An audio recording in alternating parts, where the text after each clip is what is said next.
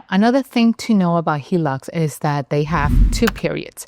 One is called a draw period, and the other one is called the repayment period. The draw period could last up to 10 years. And that's the time where you can actually go in and access the funds whenever you like. You can start by taking 10,000, then 20, then 30, and so on, all the way up to your total line of credit. And during this time, you will have the option to pay your debt back, although some choose to pay interest only.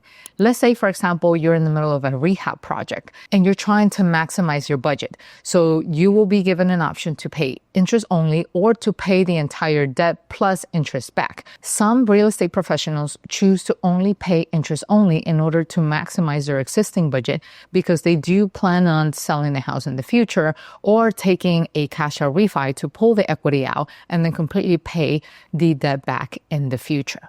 Now, the repayment period, it's pretty self-explanatory. That's the period where you're going to have to pay the entire debt back.